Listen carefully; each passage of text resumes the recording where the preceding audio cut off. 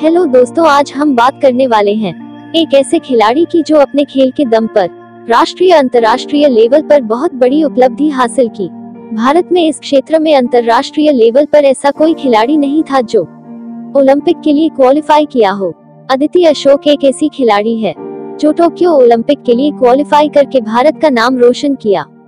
इसके अलावा इन्होंने टोक्यो ओलंपिक में कुछ पॉइंट से चूककर चौथा स्थान प्राप्त किया था। अपने आप में यह एक अद्भुत कारनामा है। आइए जानते हैं इनके बारे में। अदिति अशोक भारत की एक युवा और प्रतिभाशाली गोल्फर है।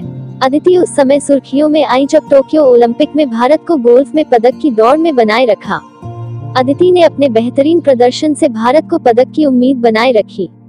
टोक्यो ओलंपिक 2020 के विमेन्स गोल्फ में चौथी रैंक हासिल करने वाली भारतीय गोल्फर अदिति अशोक भले ही ओलंपिक पदक से चूक गई हो, लेकिन ओलंपिक में उन्होंने अपने खेल से एक अमिट छाप छोड़ी है।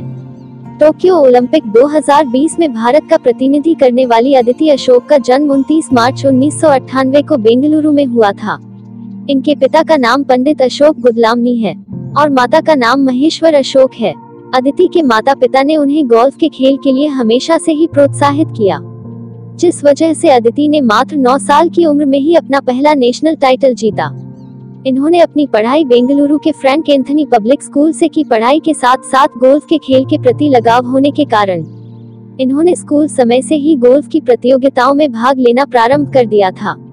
अदिति ने 13 साल की उम्र में ही कर्नाटक जूनियर और साउथ इंडियन जूनियर चैंपियनशिप जीतकर अपने नाम कर ली थी। इसके बाद उन्होंने नेशनल एमेच्योर टाइटल भी जीत लिया था। उनकी जीत का सिलसिला बढ़ता ही चला गया और उन्होंने 2013 और 2014 में नेशनल जूनियर चैंपियनशिप को भी जीत लिया था। अपनी प्रतिभा का लोहा मनवाते हुए उन्होंने वर्ष 2014 में सीनियर चैंपियनशिप भी जीत ली। इसके बाद अदिति ने एशियन यूथ गेम्स में भी भाग लिया।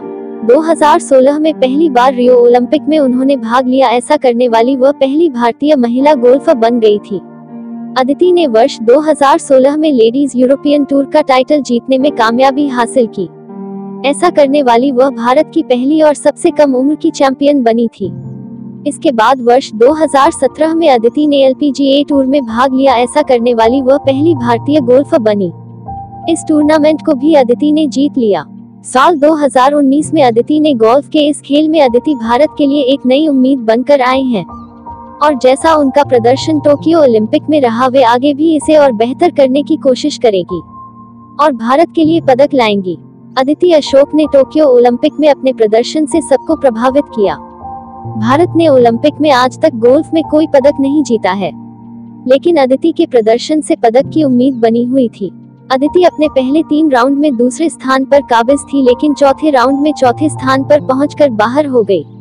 अदिति भले ही पदक से चूक गई हो, लेकिन यह भारत के लिए बहुत गर्व की बात है कि गोल्फ के खेल में पहली बार कोई महिला खिलाड़ी क्वालिफाई होकर चौथे तक पहुंची और भारत का नाम ऊंचा किया।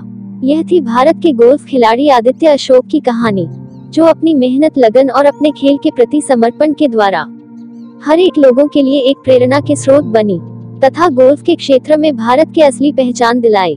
अगर आपको यह वीडियो अच्छा लगा हो तो प्लीज सब्सक्राइब करें और इसको प्रमोट करें। Thank you for watching.